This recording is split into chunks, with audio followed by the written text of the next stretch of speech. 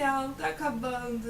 Pra mim é uma pena, não sei pra vocês, mas eu adorei falar sobre todos esses livros policiais ao longo desse mês. Mas não vou fazer despedida hoje, deixa isso pra sexta-feira, aí eu comento tudo como é que foi esse mês pra mim. Eu finalmente consegui acabar de ler Sangue Frio, do Truman Capote. Esse livro não foi uma leitura rápida pra mim, por ser um livro bem denso. Não por ser um livro enorme ou por ser um livro chato, mas por ser um livro bem denso mesmo, que dá bastante o que pensar. Nem todo livro que a gente gosta a gente lê necessariamente rápido, né?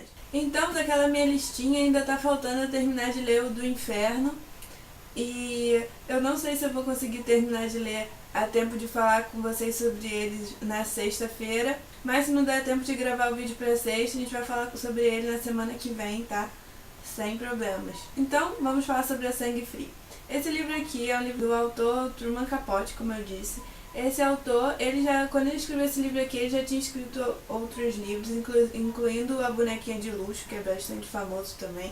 Então ele já tinha uma certa fama, mas esse livro com certeza foi o mais importante da carreira do Capote. Apesar de A Bonequinha de Luxo ter virado filme e tudo mais, esse livro aqui foi muito, muito importante para a carreira dele. E esse livro aqui não é um romance ficcional, ele é um romance baseado em fatos. O autor, quando escreveu esse livro aqui, falou que ia inaugurar o romance de não ficção. Na verdade, já existiam outros romances de não ficção antes desse daqui, mas esse livro é considerado muito importante para o jornalismo literário. Não há quem fale sobre jornalismo literário sem falar nesse livro. É uma mistura de reportagem, de jornalismo com literatura.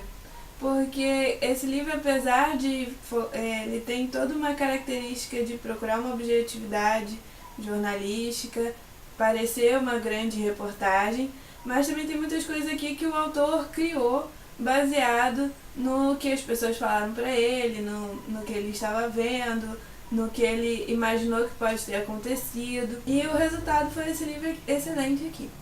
Esse livro vai contar a história de um assassinato brutal de uma família de 4 pessoas, o marido, a esposa e seus 2 filhos, uma jovem de 16 e um rapaz um pouco mais novo. E um dia essa família é encontrada morta na própria casa, todos eles amarrados, a mãe amarrada no banheiro, a filha amarrada na cama dela como se ela estivesse dormindo, o filho amarrado num porão que eles usavam como um lugar ali de diversão, o pai amarrado e assassinado também em uma outra sala, tipo um aquecimento. Então, o Truman um dia leu sobre esse assassinato no jornal e ele, que já era um escritor, pede para escrever sobre para a revista The New York. Provavelmente ele já tinha ideia de escrever algo desse gênero, mas não a magnitude que isso ia tomar e acabar virando um livro.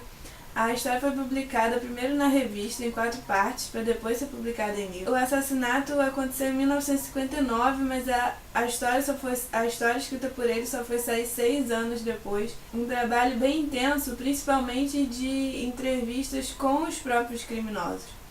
Esse livro, além de falar muito sobre a família, ele vai focar muito nos 2 assassinos, o Perry Smith e o Dick Hickok, que são esses 2 que tem aqui na parte de trás do livro. Essa aqui é a família que foi assassinada. No livro, o Truman não aparece como personagem, ele é só mesmo o narrador, apesar da gente saber que ele conversou com aquelas pessoas, que ele esteve presente na prisão mesmo com os assassinos.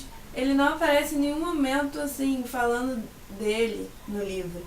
Isso eu achei bem impressionante porque, por exemplo, quando os assassinos vão ser executados, ele estava lá, mas ele não se coloca, não fala o que ele sentiu na hora, nada disso. Ele procurava mesmo a tal objetividade jornalística, nesse caso, que pode ser alcançada até um certo limite, assim. Como eu vi na faculdade, nós jornalistas nunca vamos conseguir ser totalmente objetivos, porque o nosso ponto de vista já é diferente de outro, então ali já está a nossa subjetividade. Então, como o Capote viu aquilo tudo, tá aqui, por mais que ele não diga eu acho isso e isso desse caso, sabe, coisas do tipo. E o Capote vai começar contando um pouco sobre essa família, Esse assassinato aconteceu no Kansas, numa cidade chamada Holcomb, que é uma cidade com uma parte rural muito grande, e essa família morava numa fazenda um pouco afastada do centro, e quando eles não apareceram para ir à igreja, algumas pessoas que iam com eles à igreja foram lá saber o que estava acontecendo e viram um silêncio absurdo, tudo, os carros na garagem, então onde é que eles estão, né?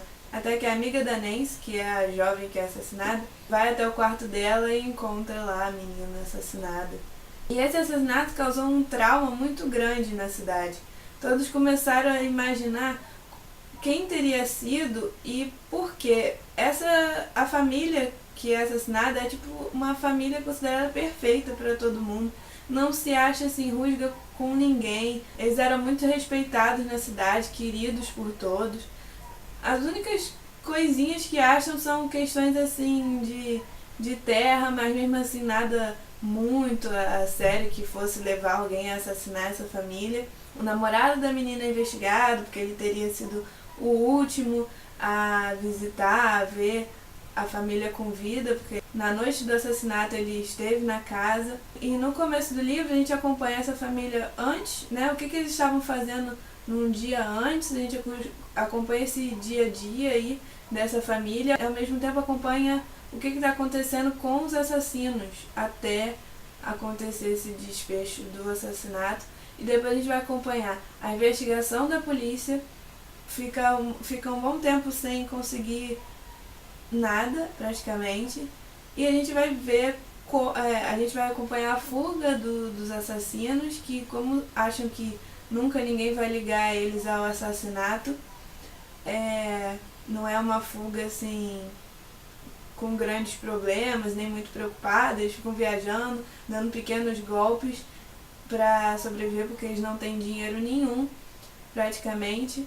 E o grande porquê, né? Por que eles teriam assassinado essas pessoas? Fica claro que a primeira intenção é um roubo. E quando a gente conhece a história da família, a gente percebe que o pai da família, né, o Sr. Clutter, não andava com dinheiro, ele paga tudo ali em cheque. Aí você fica assim, gente, mas eles mataram então por quê? Por que eles achavam que ele tinha dinheiro?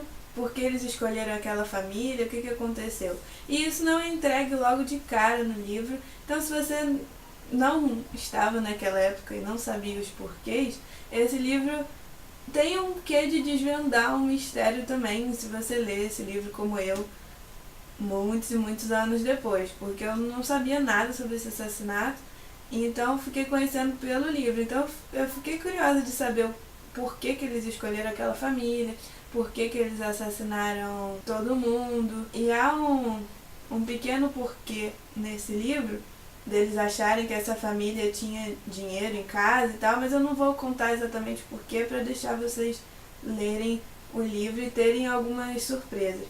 Mas o que eu posso dizer é que é um livro que questiona como que a resolução de uma pessoa simplesmente pode acabar com a vida de uma família inteira.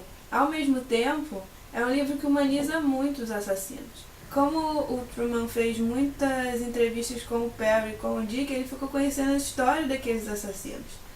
E a gente vai conhecendo junto a história deles. E principalmente o Perry teve uma infância muito problemática. Ele era filho de uma índia com um cowboy, digamos assim. E os dois participavam de muitas apresentações com cavalos, aquilo tudo. Só que eles nunca tiveram uma vida muito estável, em determinado momento eles se separam. E o Perry leva uma vida muito sofrida aí, primeiro com essa mãe, depois ele fica em instituições e lares adotivos, até voltar a morar com o pai, depois leva um certo tempo, e ele é muito maltratado nessa infância. Então quando você conhece esses pormenores do assassino, você tende a se colocar um pouco no lugar. Isso a gente lendo. O Truman, que teve um contato direto com essas pessoas e dividiu com eles muitas coisas, e também teve uma infância problemática com a mãe dele se suicidou. E no filme Capote, que conta um pouco como esse livro foi escrito e foi baseado na biografia do Truman, vou falar mais do filme depois, mas o personagem, né, fala que o Perry e ele poderiam ter convivido na mesma família, sendo que o Capote saiu pela porta da frente e o Perry saiu pela porta de trás. A gente vê muito dos motivos, até depois quando eles são capturados e vão ao julgamento, a gente vê também, fala dos psicólogos sobre eles. Isso tudo mexe muito com a mente de quem está lendo. É muito difícil estabelecer um julgamento. É claro que eu, como a lei, não perdoaria os dois assassinos. Eu não tenho muita certeza do que eu penso sobre pena de morte. Porque, por exemplo, aqui no livro, no estado do Kansas, a prisão perpétua poderia ser revogada e abrir para uma condicional 15 anos depois. Aí ficou toda aquela pergunta se não condenar o Perry e o Dick à pena de morte e deixá-los terem a chance de 15 anos depois de estarem soltos, andando por aí, podendo cometer outras barbaridades, seria certo ou errado. E eu não vou debater pena de morte nesse vídeo, porque é uma questão que implica 1 bilhão de fatores. E aqui no Brasil a gente não tem, algumas pessoas defendem, algumas pessoas acham que é um absurdo. E eu particularmente acredito que se tivesse aqui no Brasil, as pessoas com condições iam conseguir enrolar ali a justiça e escapar ao máximo. E as pessoas que não têm condição de arcar com bons advogados, se defender, iam morrer a rodo. Há muitas questões que implicam se a pena de morte é uma sentença justa ou não. E esse livro faz você pensar muito sobre isso, muito mesmo. O Truman, ele não viaja sozinho pro Kansas, ele leva junto a Harper Lee, que é uma outra escritora, né? A famosa sobre O Sol é para Todos. Ela e o Truman foram vizinhos quando criança, então eles são muito amigos. E a gente tem aqui na apresentação do livro, escrito pelo Ivan Lessa, justamente falando que a Harper Lee ajudou muito o Truman a conseguir convencer as pessoas a falar com ele. Para aquelas pessoas, o Truman era uma figura muito diferente do que elas estão acostumadas, digamos assim. Então, a Harper Lee ali ajudando a conversar com aquelas pessoas, isso a gente tem no filme também. Uma coisa curiosa sobre como o Capote escreveu esse livro é que ele diz, né, que não anotou nada de nenhuma dessas entrevistas, que ele tinha uma capacidade de memorizar absurda, e isso com certeza influencia muito se o que as pessoas disseram está aqui no livro exatamente, se ele não interpretou aquilo ali, se ele não colocou outras palavras, o que provavelmente aconteceu. No final do livro a gente tem um pós-fácil justamente falando disso, de Matinas Suzuki Jr., Nem Tudo é Verdade, Apesar de Verdadeiro, o nome do pós-fácil.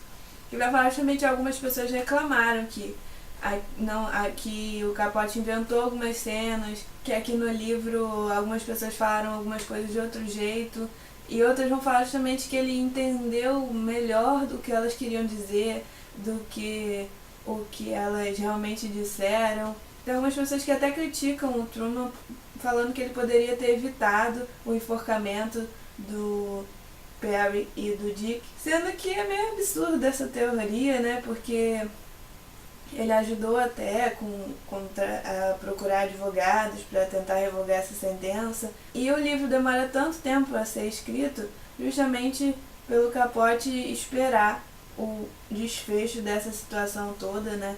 Esperar a sentença final, porque há várias apelações por parte dos advogados do Perry e por parte do próprio Dick. Então, o Capote espera aí esse desfecho. Aqui nesse final fala que ele estava presente lá no enforcamento, que nem aguentou assistir.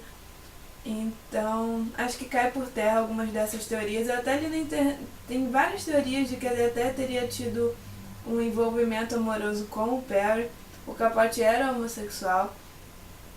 Mas essa é uma daquelas teorias meio bizarras, já que você nem dá muito crédito, o cara tava ali preso, né, gente? Eu também li num site que algumas pessoas acham que o Perry tinha um envolvimento com o Dick e que ele teria assassinado a família toda porque o Dick falou que ia estuprar a Nancy, né, que era a adolescente que foi assassinada. E a versão que o Capote apresenta disso é diferente. O Perry e o Dick não tem nenhum relacionamento amoroso, mas que ele teria evitado sim que o Dick violasse a Nancy, porque ele não gostava desse tipo de coisa. Aqui durante o livro a gente percebe que o Dick também era pedófilo, então é um livro bem desafiador de ler, você ficar pesando todas essas questões, se eles mereceram ou não o destino que eles tiveram. O que me deixa pensando quando eu leio esse tipo de livro é principalmente como a gente é frágil, né? Bastam 2 caras decidirem acabar com a sua vida, com a sua família, que há grandes chances deles terem êxito, e que o motivo não precisa nem ser assim um ódio da sua família, de você, ou você ser muito, muito rica. O motivo pode ser algo que na cabeça deles faça sentido, mas que não necessariamente seja real. O próprio Perry, aqui no livro, vai falar que não sabe exatamente por que eles tiveram que morrer, por que ele tomou essa decisão. É tudo muito, muito complicado, minha gente. Mas é um livro muito bom, eu recomendo que vocês leiam. É um livro que eu fiquei feliz de ter finalmente lido, principalmente que eu escutei muito falar sobre ele na faculdade. A edição aqui é da Companhia das Letras e traz aqui outros livros, que é da coleção Jornalismo Literário. É uma lista bem grande. E hoje eu fui assistir também o filme Capote, que é de 2005. Quem interpreta o Capote no filme é o ator Philip Seymour Hoffman. Ele faleceu logo depois de gravar Jogos Vorazes da Esperança, parte 1 e parte 2. Acho que nem tinham terminado ainda de gravar todas as cenas. E a atuação dele é incrível nesse filme, gente. Eu recomendo muito o filme. Dá pra você entender um pouco como que o Capote escreveu esse livro, principalmente da relação dele com os assassinos, de como isso tudo deve ter mexido com a vida dele, mexido com ele e tomado proporções que ele não imaginava, com certeza, na hora de escrever essa reportagem. É legal ver a amizade dele com a Harper Lee. A Harper Lee também está no filme, e ela andando com eles, tentando entrevistar as pessoas. A parte deles entrevistando as pessoas da cidade é até mais curta. O filme é mais focado já depois que os assassinos são presos, o que no livro demora um pouquinho mais a acontecer. No filme parece que foi um pouquinho mais rápido, mas a gente vê ali a amizade que ele acaba criando com o policial que está investigando, e como que o desfecho, né, a morte por enforcamento do Perry e do Dick, principalmente do Perry, que acabou ficando amigo dele, mexeu muito com ele. A gente vê um Capote bem arrasado aí no filme. Esse filme, como eu falei, é escrito baseado na biografia do Capote. E eu li uma entrevista legal com o biógrafo que fez a biografia autorizada e conversando incessantemente com o Truman. E ele vai falar que tem algumas coisas ali no filme que foram criadas, como uma cena em que o Truman dá comida na boca pro Perry. Ele fala que aquilo ali não aconteceu, ou pelo menos não tem na biografia. Mas vai falar que o Philip incorporou o Truman Capote de uma tal forma que quando ele assistiu o filme, ele parecia que ele estava vendo mesmo o Capote. E o filme é bem assim, sombrio, tem uma pegada bem melancólica, é um filme bem sério mesmo. A gente vai ver como o Capote também é prestigiado, ver ele entre os amigos, entre pessoas famosas também, mas o filme tem um aspecto bem sério mesmo. É isso então, pessoal. Espero que vocês tenham gostado do vídeo. Espero que vocês estejam gostando do Setembro Policial, que está aí terminando. Amanhã é o último dia para você participar do sorteio, que está incrível. Eu vou deixar o link aqui embaixo se você não está participando. Até a próxima. Tchau, tchau.